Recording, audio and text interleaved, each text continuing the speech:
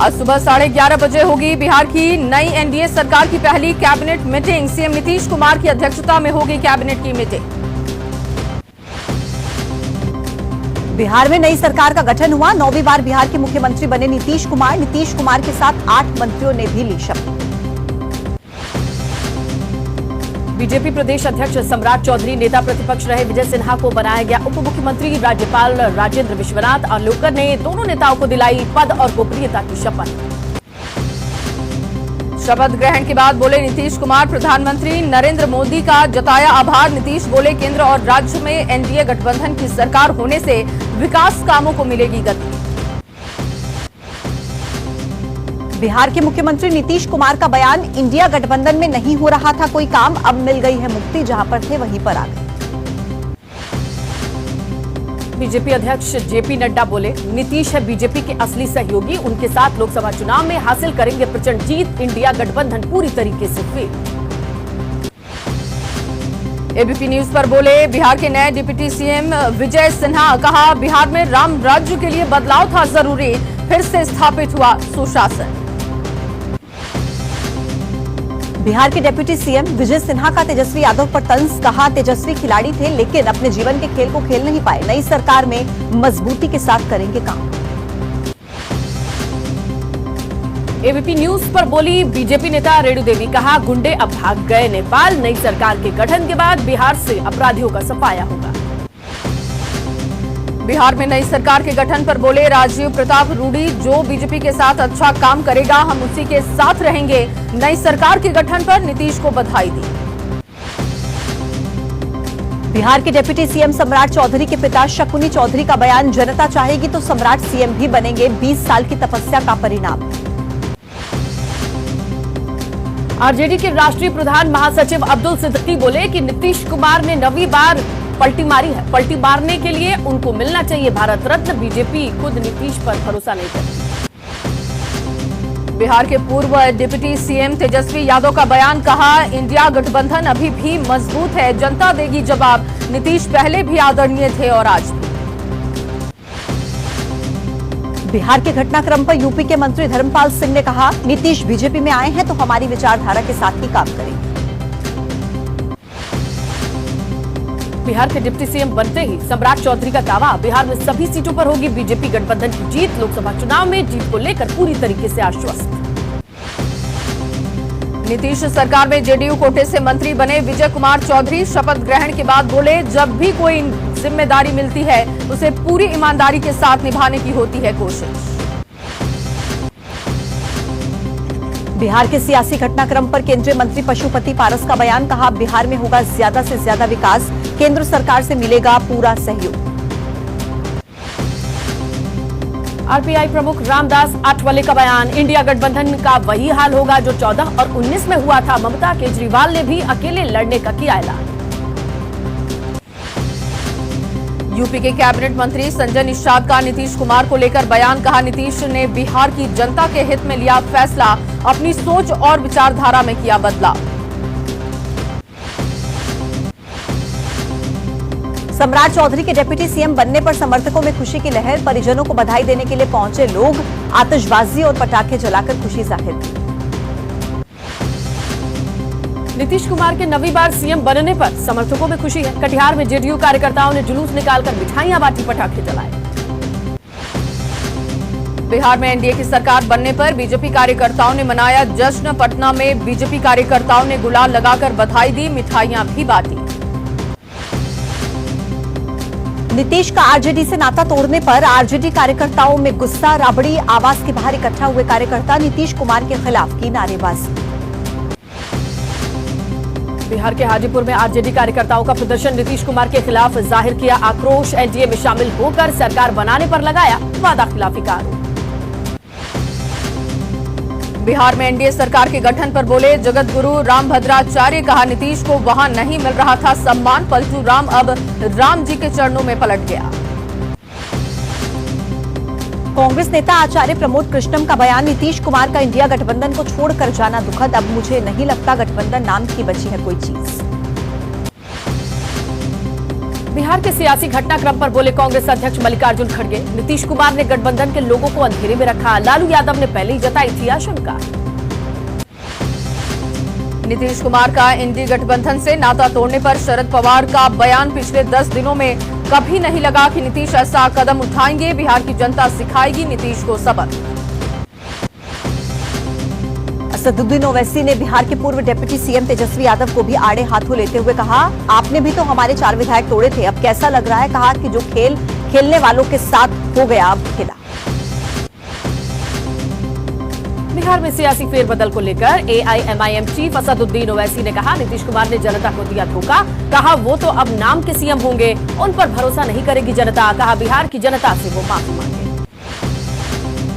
जमीन के बदले नौकरी का मामला है। ईडी ने आरजेडी प्रमुख लालू प्रसाद यादव को आज पटना स्थित कार्यालय में पूछताछ के लिए बुलाया है। तेजस्वी यादव को 30 जनवरी को समन भेजा गया। गुजरात में दर्ज मानहानि केस में आरजेडी नेता तेजस्वी यादव की याचिका पर सुप्रीम कोर्ट में आज सुनवाई। पिछली सुनवाई में तेजस्वी ने कोर्ट में हलफनामा देकर अपना बयान दिया था वापस। मथुरा की शाही ईदगाह मस्जिद मामले में सुप्रीम कोर्ट में आज सुनवाई होगी। 16 जनवरी को सुप्रीम कोर्ट ने विवादित शाही ईदगाह के सर्वे पर रोक लगाई थी। इलाहाबाद हाई कोर्ट ने दिया था सर्वे का आदेश। एनसीपी के अजीत पवार खेमे के विधायकों की अयोग्यता पर आज सुप्रीम कोर्ट में सुनवाई है। शरद पवार गुट की अपील पर सुप्रीम कोर्ट ने स्पीकर को 31 जनवरी तक मामले को निपटारा करने का दिया था आदेश। फर्जी जाति प्रमाण पत्र मामले में कलकत्ता हाई कोर्ट के 2 जजों की लड़ाई पर सुप्रीम कोर्ट में सुनवाई आज। कलकत्ता हाई कोर्ट में सिंगल जज और डिवीजन बेंच की सुनवाई पर रोक। बंगाल सरकार के प्रभाव में काम करने का आरोप। शराब घोटाले के आरोपी दिल्ली के पूर्व डिप्टी सीएम मनीष सिसोदिया ने राउज एवेन्यू कोर्ट में लगाई गुहार। पत्नी से हर हफ्ते 2 दिन मिलने के लिए कस्टोडियल पैरोल मांगी। पश्चिम बंगाल से आज बिहार आएगी राहुल गांधी की भारत जोड़ो न्याय यात्रा। 2 दिन के अंदर 4 जिलों का दौरा करेंगे राहुल गांधी। आज बिहार के किशनगंज में प्रवेश करेगी राहुल की न्याय यात्रा। किशनगंज के बाद अररिया पहुंचेगी राहुल की न्याय यात्रा। अररिया में रैली भी करेंगे राहुल। बिहार में सीएम नीतीश का पाला बदलने के बाद कांग्रेस के सामने खड़ी हुई मुश्किलें। मल्लिकार्जुन खड़गे भी आज भुवनेश्वर में बड़ी रैली को संबोधित करेंगे। कांग्रेस अध्यक्ष बनने के बाद राज्य में पहली बार आ रहे हैं खड़गे। चुनाव प्रचार अभियान की शुरुआत करेंगे। देहरादून दौरे पर कांग्रेस अध्यक्ष मल्लिकार्जुन खड़गे ने पीएम मोदी पर साधा निशाना। कहा भगवान विष्णु के 11वें अवतार बनने निकले हैं प्रधानमंत्री, लेकिन राहुल की यात्रा से डर गए। असम के मुख्यमंत्री हिमंत बिस्वा शर्मा ने राहुल गांधी पर तंज कसते हुए उन्हें बीजेपी का प्रचारक बताया। शर्मा ने कहा कि राहुल जहां से भी गुजरते हैं वहां पर कांग्रेस अपना जनाधार खो देती है। दिल्ली के सीएम अरविंद केजरीवाल ने हरियाणा के जींद में जनसभा को संबोधित किया। कहा विधानसभा में सभी सीटों पर अकेले आप लड़ेंगे चुनाव। लोकसभा को लेकर इंडिया के साथ बातचीत जारी। आपकी बदलाव जनसभा को संबोधित करते हुए सीएम अरविंद केजरीवाल ने कहा कि हमने कोई भ्रष्टाचार नहीं किया। पंजाब के बाद अब हरियाणा भी चाहता है बदलाव। जनसभा के दौरान केजरीवाल ने बीजेपी के सामने शर्त रखी। कहा कि सभी को समान शिक्षा, चिकित्सा, रोजगार, 24 घंटे बिजली, गरीबों को मुफ्त बिजली और महंगाई बीजेपी ने कम कर दी तो छोड़ दूंगा राजनीति। तमिलनाडु में कांग्रेस और सत्ताधारी डीएमके की पहली मीटिंग हुई। कांग्रेस ने राज्य की 21 सीटों की मांग डीएमके से की। 2019 चुनाव में 9 सीटों पर लड़ी थी कांग्रेस, 8 सीट पर मिली थी। कांग्रेस सांसद शशि थरूर ने कहा कि हर एक राज्य में सीटों को लेकर साथ आए दलों से चल रही है बातचीत। सभी राज्य में एक जैसा फॉर्मूला संभव नहीं। कहा पिछले चुनाव के सहयोगियों के साथ मिलकर लड़ेंगे चुनाव। आज पीएम मोदी सुबह 11 बजे करेंगे परीक्षा पर चर्चा। पीएम बताएंगे एग्जाम स्ट्रेस दूर करने के उपाय। कार्यक्रम के लिए 2 करोड़ 60 लाख से ज्यादा छात्रों ने किया आवेदन। ईडी के समन मिलने के बाद अचानक दिल्ली पहुंचे झारखंड के मुख्यमंत्री हेमंत सोरेन। धन शोधन के मामले में ईडी ने जारी किया था नया समन। कयासों का दौर शुरू। मुख्यमंत्री हेमंत सोरेन के खिलाफ ईडी ने कार्रवाई और नए समन का जेएमएम कार्यकर्ताओं ने किया है विरोध। रांची के गुमला, कोडरमा और लोहरदगा में किया गया प्रदर्शन। रांची में राजभवन तक पैदल मार्च हुआ। ज्ञानवापी मस्जिद पर विश्व हिंदू परिषद के दावे को मौलाना शहाबुद्दीन बरेलवी ने किया खारिज। कहा ज्ञानवापी मुसलमानों से कोई नहीं ले सकता। कहा कि एसआई रिपोर्ट पर कोर्ट ने कोई फैसला नहीं लिया है। बीजेपी सांसद साक्षी महाराज ने कहा कि 22 जनवरी को रामलला की प्राण प्रतिष्ठा के बाद से खिसक रही ओवैसी की राजनीतिक जमीन। एएसआई सर्वे रिपोर्ट का हवाला देते हुए कहा, अयोध्या के बाद अब काशी और मथुरा की बात। मेरठ मेडिकल कॉलेज के दीक्षांत समारोह में यूपी के डिप्टी सीएम ब्रजेश पाठक ने केंद्र की मोदी सरकार की तारीफ की। कहा, देश में चल रही है मोदी की लहर, इस बार यूपी में 80 की 80 सीटें जीतेंगे। मेरठ पहुंचे डिप्टी सीएम ब्रजेश पाठक ने नीतीश कुमार के एनडीए में आने को लेकर कहा कि मोदी के नेतृत्व में विश्वास, सभी बीजेपी से जुड़ना चाहते हैं। कहा, यूपी में अब नहीं होते दंगे।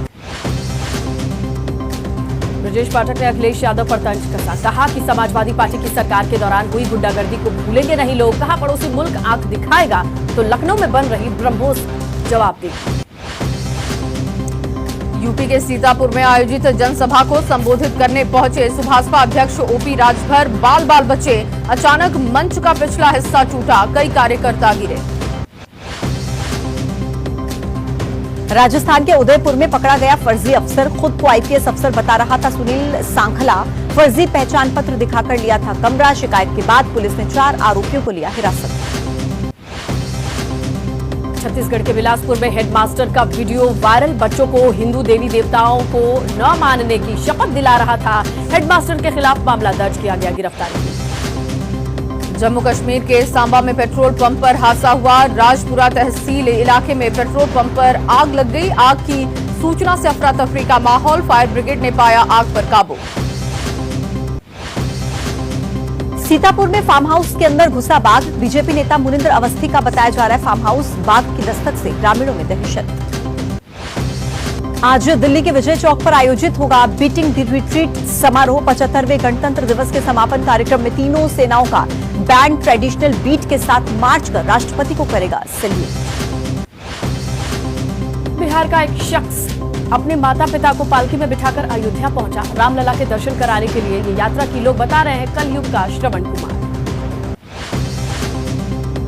पहाड़ों पर सर्दी का सितम जारी है। हिमाचल प्रदेश के कुछ हिस्सों और उत्तराखंड के ऊपरी इलाकों में हल्की बारिश और बर्फबारी का मौसम विभाग ने जताया है अनुमान। पंजाब, हरियाणा, पश्चिमी उत्तर प्रदेश और बिहार के अलग अलग हिस्सों में घने से बहुत घने कोहरे की स्थिति। मौसम विभाग ने उत्तर प्रदेश के कुछ हिस्सों में कोल्ड डे की जताई संभावना। वहीं बिहार में भी ठंड का प्रकोप जारी है। आज बिहार के कुछ हिस्सों में कोल्ड डे का अनुमान। गंभीर शीतलहर की स्थिति से बढ़ सकती है ठिठुरन। अगले 2 दिन तक ठंड से राहत मिलेगी। दिल्ली में शीतलहर ने बढ़ाई लोगों की मुश्किलें। तीव्र शीतलहर ने राष्ट्रीय राजधानी को अपनी चपेट में लिया है। पारा गिरने से हाड़ कपाने वाली सर्दी का हो रहा लोगों को एहसास।